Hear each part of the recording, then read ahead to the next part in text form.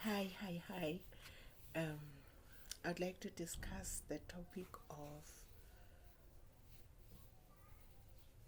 sickness and disability.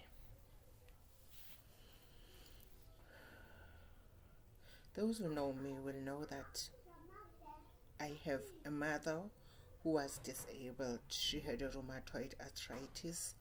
Then her hands, became stiff, and all her joints became stiff. I grew up hearing her in-laws commenting that she's cursed. That is why she is like that. I know that one of her in-laws was even refusing to hold her by the hands. Where Africans will hold hands when we see each other, was refusing because they were believing that she is cursed. My mother was never cursed, but she had rheumatoid arthritis. Although her body was disabled, but her mind was healthy and she could heal you. I just even remember one of the people who was trying to hurt her, when she was insulting her, said she's dead alive. In my language, she said ungumafe kade, something like that. For me, that did not hurt me, but it was an indication of how sick the society is, because you can never insult someone with their sickness, because nobody asks to be sick. Nobody asks God to make them disabled, to make them to have a sickness, to make them autistic, to make them to have HIV, corona, Ebola. Think of any sickness, even those who are mentally challenged. Nobody asks for it. The person who sinks to that level of insulting people of their sicknesses and disabilities, they are revealing who they are and are sick beyond measures, and are confirming the actions of a careless, sick society. I don't know if my mother was hurt by this or not, because in as much as I've discussed many things with her, I don't know how much this one hurt her. But I remember that first time it did hurt her, when one elderly woman who was rude, who hasn't been to school, said that again to her. So many people have said a lot of hurtful things to my mother concerning her disability, like this Mafekate. So I think this relative, who was also married, knew her reaction when it first happened and had to reuse it to insult her. But the funny thing is, she and her family also accused my mother of witchcraft. How do you become a disabled witch? When do you think of bewitching people, when you are having rheumatoid arthritis and you hurt every day? I remember one day when I was a social worker and I was addressing people on a World AIDS Day.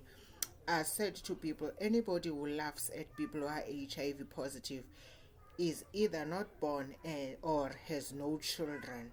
That time it was an issue and a sickness, and there was a lot of stigma and discrimination of those people who are like that. And I even revealed in one of my books that if I were to be I were to be asked if I want to marry an HIV positive person, I would, because of the knowledge I gained, because of the empowerment I gave myself, and I even know how to conceive children without infecting one another. I have made lots of research about it, to an extent that I know that it is just a condition, and as a couple, you can work hard and try not to infect one another. People live with lots of disabilities. Some are mental or psychological disabilities, or mental challenges, whatever you call them. But people live with different disabilities.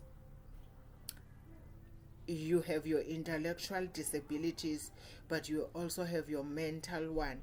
Then it is when we live with autistic people.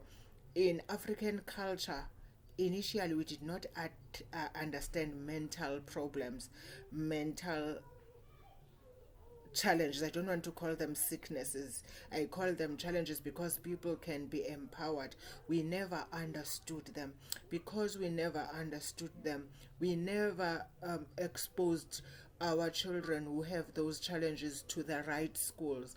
It has always been something that is understood in the white culture, where they empower their own children. Be that as it may, nobody has a right to insult someone who is sick because they uh, because they are not the creator. It is a blessing that I'm not sick. It is a blessing that I'm able. It is a blessing that my mind works. Then what gives me the right to laugh at other people, unless I am not normal myself, or I'm mean beyond measure, or I'm careless beyond measure? Even on that one, I even said to people, I don't mind. I could marry someone autistic. When I say these things, I'm trying to show us that we don't have the right to discriminate anybody. All people are the people of God, and nobody asks to be sick. That is what I'm confirming.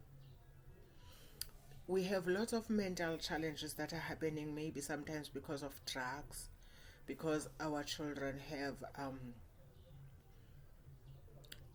were exploring and used drugs only to find out that their mental state was not ready.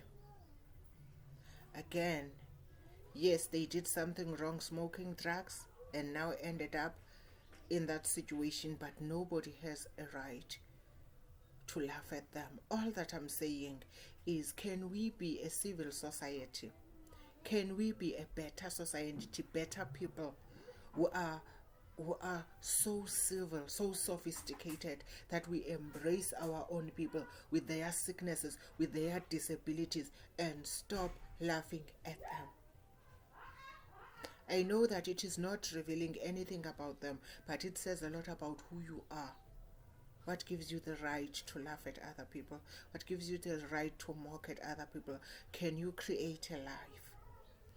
You cannot go on hurting other people because the same disability you laugh about might happen to your own children, might happen to your relatives. You know, this thing called life is unpredictable. The fact that I'm well and I'm good today, and I'm able to talk, I'm able to laugh, I'm able to eat, doesn't give me the right to treat the people of God badly. Because there's what people call karma. Karma is real and it happens. I don't talk about karma, but I talk about the God who is able to fight my battles and fight the battles of those around me. Therefore, I know that I don't have a right to laugh at anybody because of their disability, because of their mental sickness, because of their challenges that they have. I'm just challenging us to be a better society, to be better people, to be civilized, to embrace our own people despite their shortcomings. May God bless you.